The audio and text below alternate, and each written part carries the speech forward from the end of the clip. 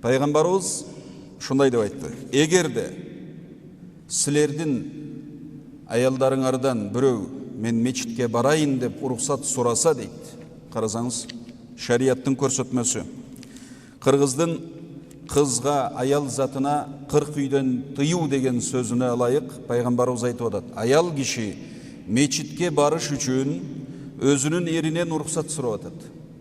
Пайғамбар үшін деді: егерде сілердің біреуіңердің аялыңар мечітке барайын деп рұқсат сұраса дейді, аялыңарды тоспоғыла деді.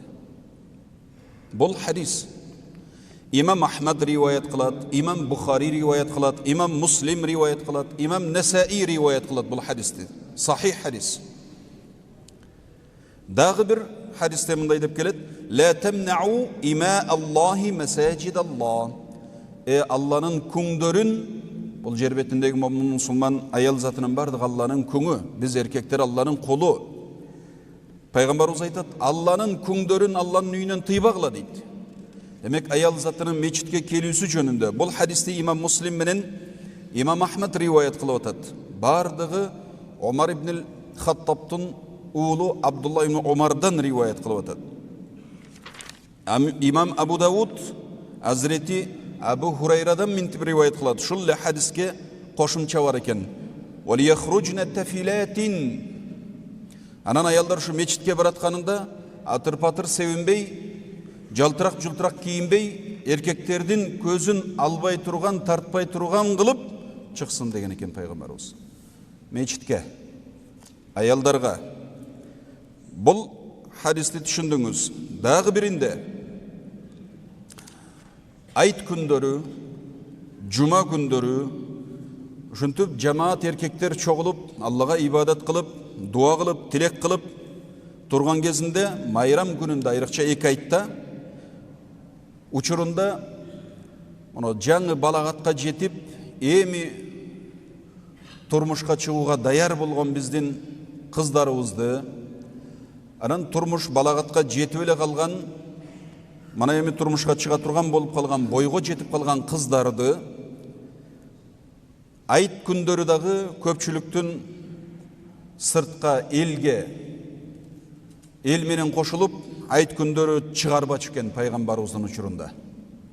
Анан бир күнү пайгамбар ушинтип буйрук кылды: эки айтка силер ушу жана үйүңөрдөгү көшөгөдөгү отурган бойго жетип калган кыздарыңарды дагы, кичине тестияр болуп балагатка жетейин деп калган кыздарыңарды дагы айт күндөрү көпчүлүктүн элдин арасына аялдар менен өздөрүнүн жамаатына чыгаргыла, булар дагы ошол мусулмандардын дуасына, мусулмандардын жакшылыгына аралашып көрсүн дептир пайгамбарыбыз.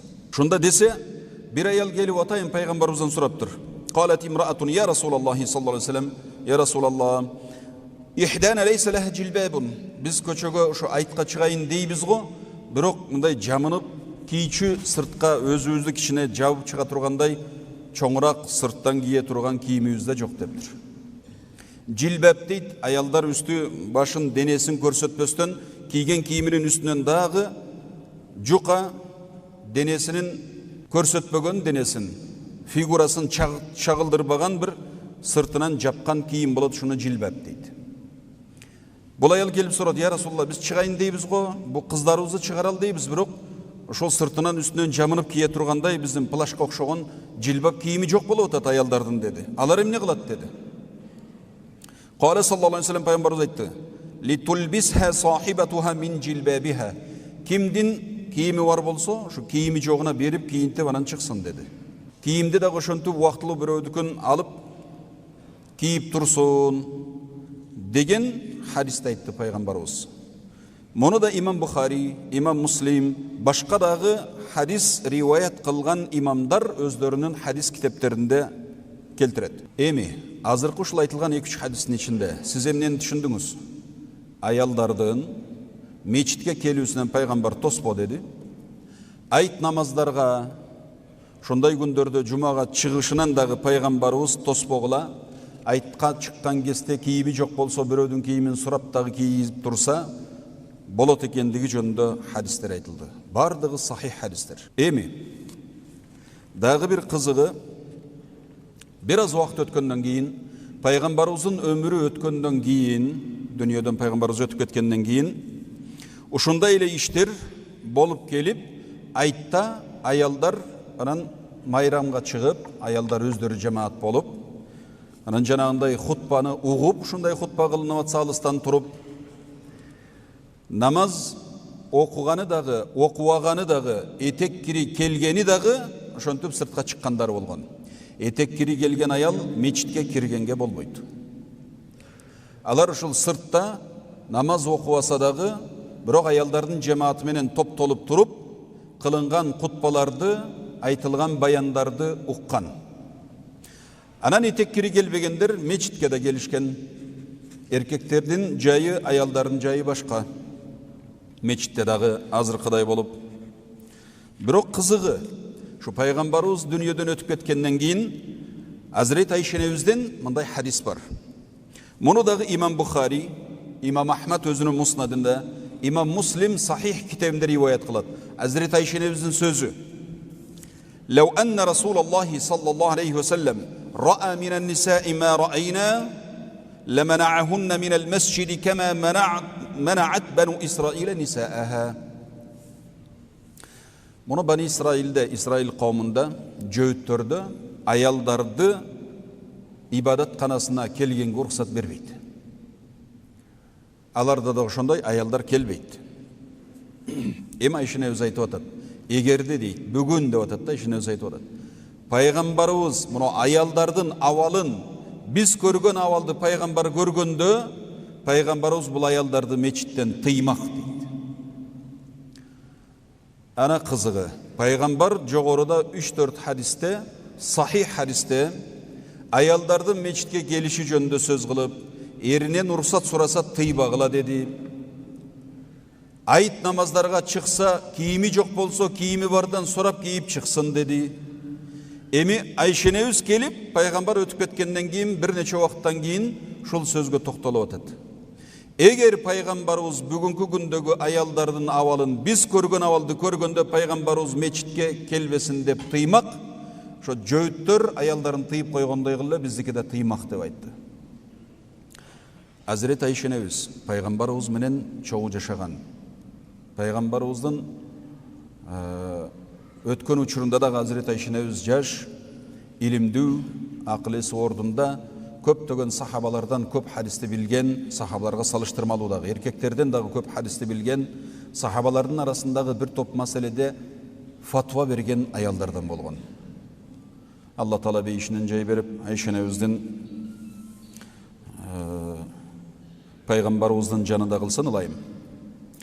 Ana şu hadiste dağı mına hadis imamları rivayet kılıp aytıp atat. Anan bizdin Hanefi mazhabındağı kitaplarda, fatvalarda şu ayaldardın meçitke gelisi turasında jogorkudağı hadislerdi uktunguzlar. Peygamberden sahih hadis. Ayşenebizin sözünü uktunuz.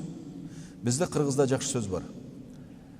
50 yılda el janı, 100 yılda jer janı. Bu adamlardan avalı özgörüp turat eken.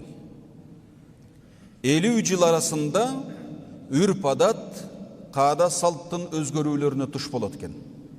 El içindeki aval, bilim, neçendegen özgörüler bolup atat. Mına keçegi 20 yıldan berki bu yıl mına 22. yıl bolup atsa 2000. 20 yıl murunku 2000. yıl, 90. yıl, 30 yıl murunku aval menen azır kavalды salıştırıp көрүңүздөр. Kançalık ayrımı olup ketти 30 yıldan içinde. Бұл бүгінгі эле болуп аткан өзгөрүү эмес. Негизи бул кыяматка чейин ушундай боло берет экен. Элибиздин тарыхында ошон үчүн биздин көсөм аталарыбыз ошентип айтып кеткен 50 жылда эл жаңы, 100 жылда жер жаңы. 100 жылда ушул азыркы турган жер тааныбай калат. 100 жыл мурунку Бишкекти карап көрүңүз. 30 жыл мурунку Астананын ордун карап көрүңүз. Ушундай болот. Анан кызыгы биздин шариятыбызда өкүмдөр экиге бөлүнөт. Өзгөрө турган өкүмдөр бар кыяматка чейин абалга жараша, эгерде шарияттын негиздерине каршы келбесе, аны эл ичиндеги үрп адаттарга жараша келген бір өкімдер болады, шығарылған фатуалар болады. Алар жанағындай 50 жыл сайын, 100 жыл сайын, андан да ертерек біздікіндей азыр мына 20-30 жылдың арасында өзгөрүүлөр болушу мүмкін, фатуаларда дағы өзгөрүү болады. Ошондой өзгөрүүлөрдүн болуусуна азыркы биз айткан Айша энебиздин айткан сөзү дагы далил. Шарият, Куран менен сүннөт негизги шариаттын булагы болуп эсептелет. Ушул Куран менен сүннөттүн ичиндеги келген өкүмдөрдүн да арасында мына ушундай өзгөрүүгө туш болгон, заманга жараша, абалга жараша, адамдардын үрп адатынын өзгөрүүсүнө жараша, адамдардын коомдогу ордунун өзгөрүшүнө жараша, бузулуп кетүүсүнө жараша чоң өзгөрүүлөр болгон. Бул пайгамбардын учурунда да ушундай болду. Кабырды зыярат кылуу боюнча дагы пайгамбардын тирүү кезинде саллаллаху алейхи ва саллям башында пайгамбарыбыз кабырларды зыярат кылуудан тыйган. Бирок кийин пайгамбарыбыз этегинде уруксат берди. Себеби адамдардын абалы өзгөрдү. Мурун кабырга барып зыярат кылгандар кабырдагыларга сыйынып жибергенге чейин барат эле. Пайгамбарыбыз андан тыйган. Кабырга барып сыйынганга болбойт. Бул адам имандан чыгып кетет. Сыйынуу бир гана Кудайга ылайык. Кабырды зыярат гана кылат, адам үлгү алат. Пайгамбар ошон үчүн айтты: "Мен силерди тыйдым эле, эми уруксат беремин, силер баргыла, кабырды зыярат кылгыла, себеби кабыр силерге акыретти эстетет, көзүңөргө жаш салат" деди. Ушундай өзгөрүүлөр болуп келген шариятыбызда. Анан Куран менен сүннөттү мыкты билген адамдар Куран менен сүннөттөн эрежелерди алып, ошол эрежелерге карап кийинки адамдар өзгөрүүлөргө жараша, анан жанагындай замандын, адамдардын өзгөрүүсүнө карап фатваларды түшүнүп, шариаттын максатына карап, динибиздин негизги максаты эмне? Адамдын бактылуу болугу эки дүйнөдө. Ошого карап анан өкүмдөрдү, фатваларды өзгөртүп келген. Биздин өзүбүздүн элибизде дагы ушундай нерселер болуп келген бар. Салт санабызды жакшы билебиз, Кудайга шүгүр. Эл ичиндеги буга чейин мына 20-30 жыл мурун болбогон тойдогу бир туура эмес ашыкча өнөкөттөр пайда болуп кетти, жөрөлгөлөр пайда болуп кетти. Өлүм житимде дагы ушундай нерселер пайда болуп кетти. Мунун бардыгына эгерде шарият тараптан, адамдардын өздөрү тараптан bir çekteu koyulbasa bul buzukluq alып барат.